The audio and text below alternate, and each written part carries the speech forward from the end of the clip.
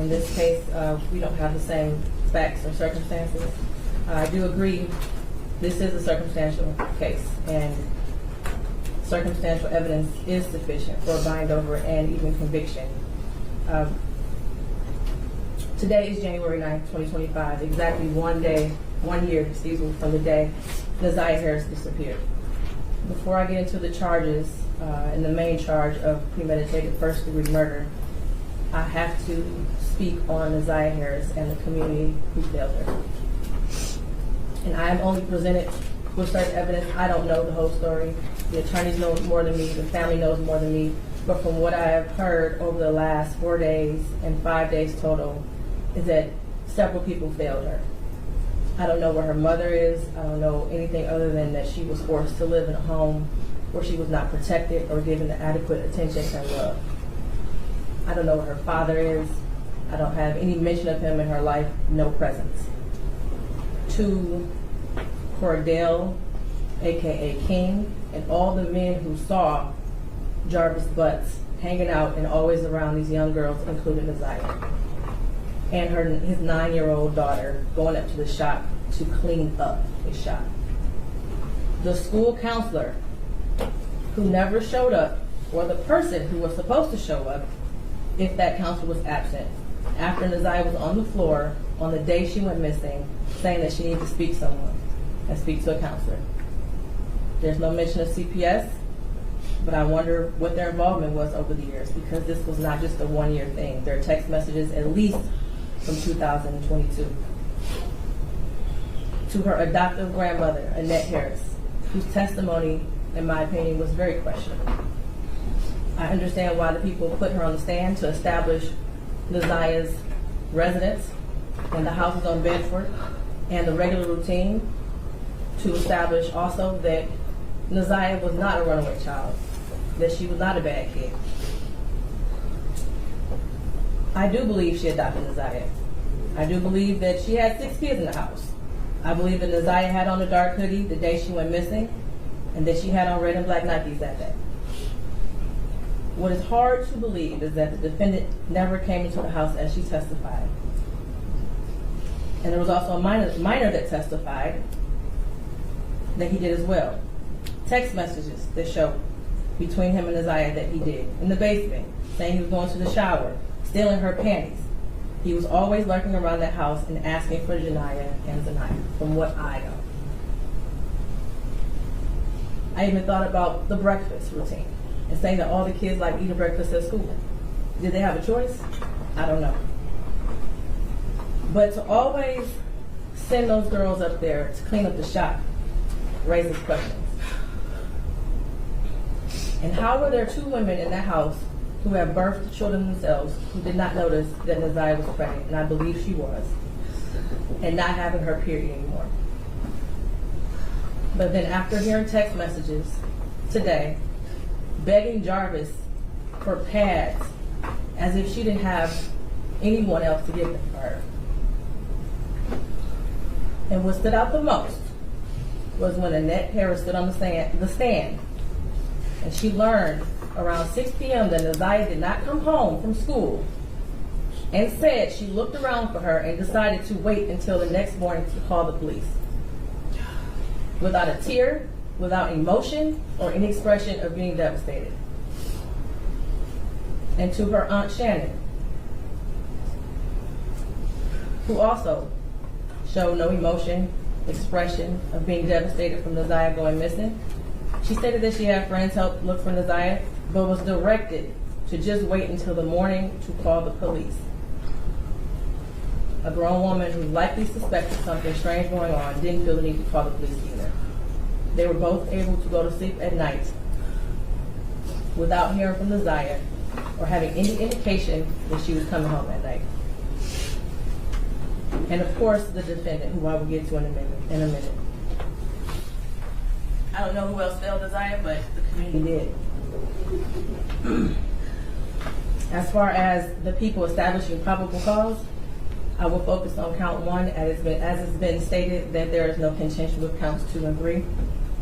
In count 3, I will amend based off of the motion and the testimony I heard that Laziah was 12 and not 13 at the time that Jarvis Butts had sexual intercourse with her. The prosecution is correct. You do not have to have a body to establish first-degree premeditated murder. It would have been a much shorter exam had her body been found, but this is where we are. In the last 365 days, no text messages. We all heard today and yesterday that she was very active and frequently texted. No social media for a year. We heard through testimony that she was also active on social media. No phone calls, which she was also able to do according to testimony. No physical sighting of her by anyone. She never came back to school. No one has seen her. Medical records dated from July 2014 to October 2023 indicated that she had no life-threatening medical issues that would lead to a natural cause of death. The black hoodie found in the area of 7 Mountain with her DNA and blood on it. The holes in the hoodie consistent with some sort of struggle, violence, or weapon being used. And we know that there were no holes in that hoodie when she wore it to school. We saw a picture of her in a black hoodie on her last day that everyone saw her. I do believe her grandma testified truthfully about the sweatshirt that she had on and that was practically new. And the border agent who said that no evidence of animals would have destroyed the clothing or the shoes to possibly lead to animals tearing up that hoodie. The clear glasses found in the blue Nissan the day after she went missing. The behavior of the defendant when he snatched those glasses. They looked exactly like the glasses she had on in her last picture, according to the witness. The shoes that her brother described as the same shoes that were found also in the area of 7 Mountain near the hoodie. While this is still probable cause, the evidence all points to Jarvis Butts. His locations, him being seen with her last, the abortion searches, the abrupt silence between the two of them in text messages, and the constant lies he told throughout the entire investigation. And they were proven to be lies with text messages and other testimony.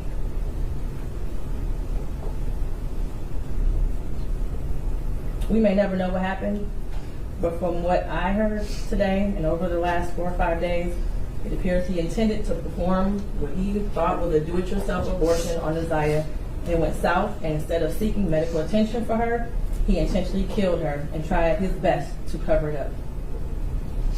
As much as I want her to be alive today, there is at least probable cause to show and believe that she's dead and that she was murdered by Jarvis Butts. Mr. Butts, stand up.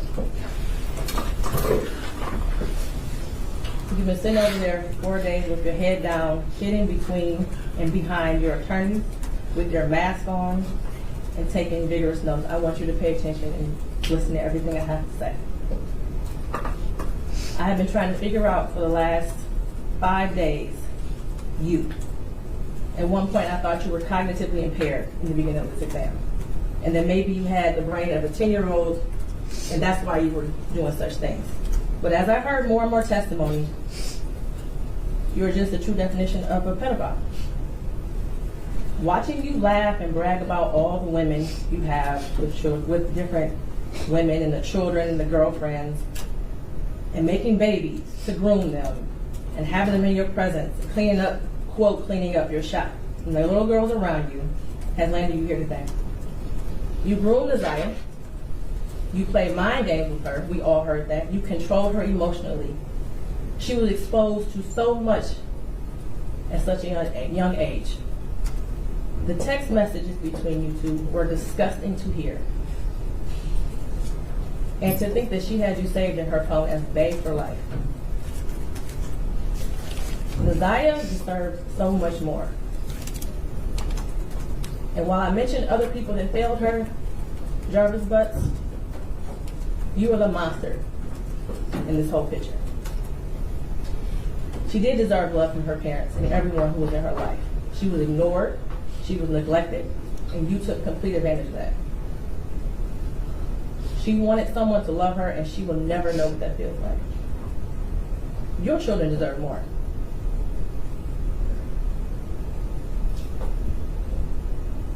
As much as defense counsel has raised issues on count 1, all that has done is raise the question of fact for the trier of fact, which means that this will be for a jury or a judge to hear in Third Circuit. I pray for the healing of all the victims and the young girls and possibly boys who have come into contact with you. As a community, we should look at this case as a prime example of how much work we have to do when it comes to protecting our children and especially our black girls.